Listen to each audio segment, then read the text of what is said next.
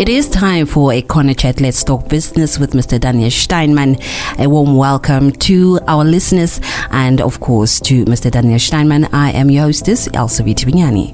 Greetings to you, Elsavi, and very solid from the bottom of my heart greeting to all our listeners. Okay. I feel like I'm starting to get to know them.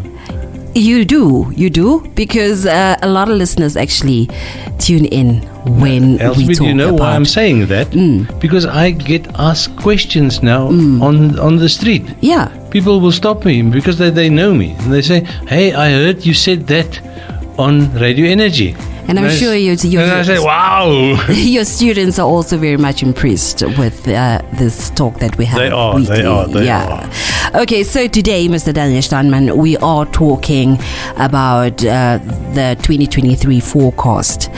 But also, before we get into it, we would like to know what does the economy look like for 2023?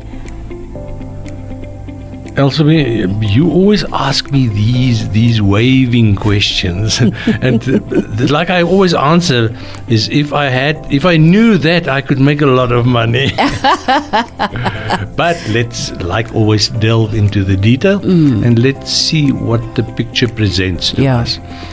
If you look at the existing forecasts and note that it's plural, because there isn't just a single forecast. There are various forecasts and they're not all the same, meaning they don't agree in their view on how the economy will pan out for the rest of the year. Definitely. So let's start with the main one. The most important one is the Bank of Namibia forecast, and that used to be 3.6% GDP growth, and they downgraded that to 3.4% last week, Wednesday, at the last MPC meeting, the Monetary Policy Committee meeting. That's where they set the interest rates. Yeah. That big name for a couple of guys with bald heads who decide how much we're going to pay for our money at the bank.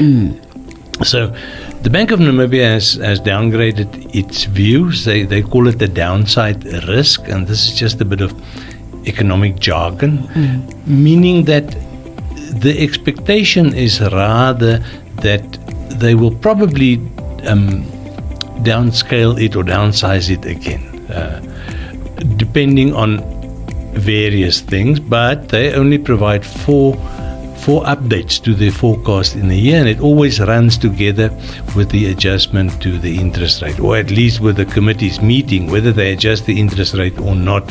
They always give this economic update on what they expect for the quarter. Okay. So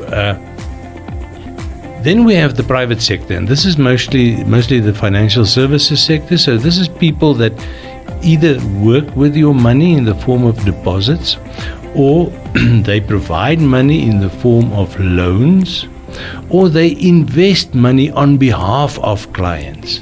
And for all three of those activities, you need to have sort of a future view of what you expect, which way interest rates will go, which way inflation will go, because both of these will have a very big impact on what sort of growth we will be able to post come December 2023.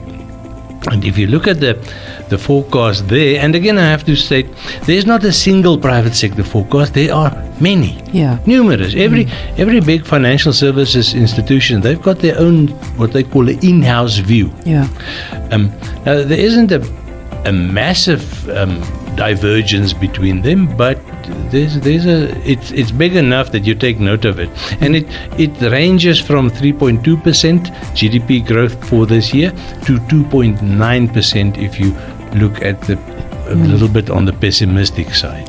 Now, so remember what I said earlier, we call it downside risks, meaning again that the consensus view is rather for reducing the outlook than for increasing the outlook. Okay. And so this is sort of the background against which we look at growth forecasts. If we want to put that in a historical context, The growth for 2022 actually came to 4.2 or 4.3%. I am under correction here. I think it was in that region. That was confirmed by the Minister of Finance in the budget speech. And that's also the first indication that we got of the better than expected growth that we had in 2022. But remember, I think I've mentioned this in the past, we will only really know by about August when we get the final national accounts.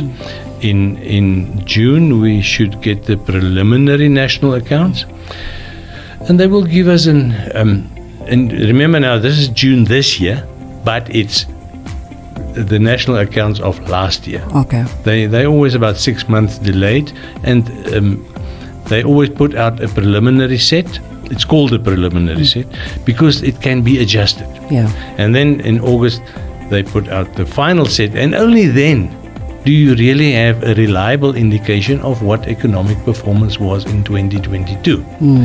And the reason why I say this, you may think I'm just rehashing the history, is I'm trying to make our listeners understand that there are many variables that you, as a statistician, the Namibia Statistics Agency, that they have to incorporate into their view or into their model. Yeah.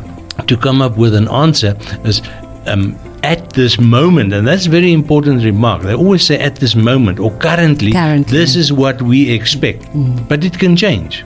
Now, and I think we must go for a short break here, because I want to explain in a bit more detail why I say this can change. Okay, but just before we go on a short break, Mr. Steinmann, you have also mentioned private sector. So just to ask, with the downscaling or the forecast.